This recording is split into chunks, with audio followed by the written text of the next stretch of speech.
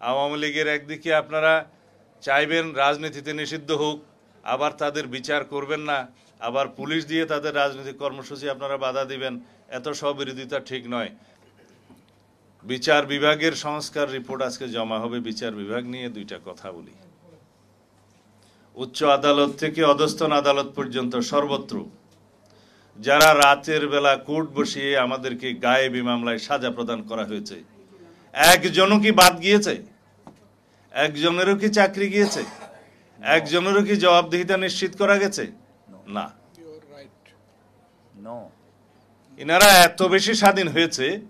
আমরা বিচার বিভাগের স্বাধীনতা নিশ্চিত করার জন্য অনেক কনস্টিটিউশন রিফরমেশনের প্রস্তাব আমরা দিয়েছি। আমি নিজে হ্যান্ডওভার করেছি দলের পক্ষ থেকে। সেদিনও আলাপ করেছিলাম যে এই বিচার বিভাগকে আমরা এত বেশি স্বাধীনতা দিচ্ছি, কিন্তু জবাবদিহিতার কোনো জায়গা রাখছি না। এই কারণেই বোধহয় অধস্তন আদালতের যে সমস্ত বিচারকরা নিশিরাতে আদালত বসিয়ে বিএনপি সহ বিরোধী দলীয় নেতা কর্মীদেরকে সাজা প্রদান করেছে। আমাকেও দিয়েছে একটা মামলায়, ওখানে আমি শিলং থাকার পরেও কোন কোন মামলায় যেন সাজাপ্রাপ্ত হয়েছে। যদি বাই চান্স দেশে এসে নির্বাচন করতে চাই, যাতে করতে না পারি, উদ্দেশ্য ছিল তাই। হাসিনার অধীনে নির্বাচন করে কে? তারপরেও বিএনপি সহ বিরোধী দলীয় নেতৃবৃন্দদেরকে সাজা নিশ্চিত করেছে এই নিশিরাতে আদালত বসিয়ে। তারা আজকে কোথায় আমরা জানি কে কোথায় আছে। কারো বিরুদ্ধে কি কোন রকমের কোনো ব্যবস্থা গ্রহণ করা হয়েছে? হয় নাই। আওয়ামী লীগের যত নেতা কর্মী গণহত্যা এবং মানবতা বিরোধী অপরাধের দায়ে মামলায় গ্রেফতারকৃত হচ্ছে। শুনছি 550-র মতো, না 572 জন একটা সংখ্যা দেখলাম, সব জামিনে মুক্ত হয়ে গেছে। কারা দিচ্ছে সেই জামিন? ওই বিচারকরাই দিচ্ছেন।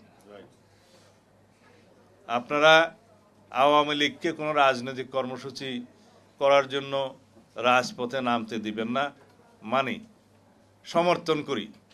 কিন্তু এইভাবে আওয়ামী লীগকে আপনি কয়দিন রাজপথে পুলিশ দিয়ে ঠেকাবেন? আপনারা বলবেন আওয়ামী লীগকে নির্বাচনে আমরা চাই না, আওয়ামী লীগ এদেশে রাজনীতি করতে পারবে না, কিন্তু কি পদক্ষেপ নিচ্ছেন? আইনি কোনো পদক্ষেপ কি এই সরকার নিচ্ছে? না। আমরা বলেছিলাম সংবিধানের 47 অনুচ্ছেদ অনুসারে রাজনৈতিক সংগঠন হিসেবে আওয়ামী লীগের বিরুদ্ধে গণহত্যা এবং মানবতা বিরোধী অপরাধের জন্য বিচারের ব্যবস্থা করা হোক, এবং সেই নিরিখে সংশ্লিষ্ট আইন, আন্তর্জাতিক অপরাধ আদালতের আইন সংশোধন করার আমরা দাবি জানিয়েছিলাম, এদেশের মানুষ দাবি জানিয়েছিল। এই সরকার অধ্যাদেশ এবং আইন সংশোধনের জন্য পদক্ষেপ নিয়েছিলেন। হঠাৎ করে তারা ক্যাবিনেট মিটিংয়ে সিদ্ধান্ত নিলেন এটা করা যাবে না। কেন? আওয়ামী লীগের একদিকে আপনারা চাইবেন রাজনীতিতে নিষিদ্ধ হোক, আবার তাদের বিচার করবেন না, আবার পুলিশ দিয়ে তাদের রাজনৈতিক কর্মসূচি আপনারা বাধা দিবেন। এত স্ববিরোধিতা ঠিক নয়। আমরা পরিষ্কার করে বলতে চাই, বাংলাদেশের মানুষ গণ অভ্যুত্থানের মধ্য দিয়ে, ছাত্র জনতার বৈপ্লবিক গণ অভ্যুত্থানের মধ্য দিয়ে এদেশের মানুষ আওয়ামী লীগকে প্রত্যাখ্যান করেছে। আওয়ামী ফ্যাসিবাদের রাজনীতিকে প্রত্যাখ্যান করেছে, তাদেরকে বিতাড়ন করেছে। সেই আওয়ামী লীগ নামে বাংলাদেশের রাজনীতি করতে পারবে না। এই আওয়াজ আমরা এখন উঠাচ্ছি। আমরা আওয়ামী লীগের এই গণহত্যার এবং মানবতা বিরোধী অপরাধের জন্য রাজনৈতিক সংগঠন হিসেবে বিচার দাবি করছি। বিচারিক প্রক্রিয়ার মধ্য দিয়ে নির্ধারণ হোক বাংলাদেশে আওয়ামী লীগ রাজনীতি করতে পারবে কিনা, নির্বাচন করতে পারবে কিনা।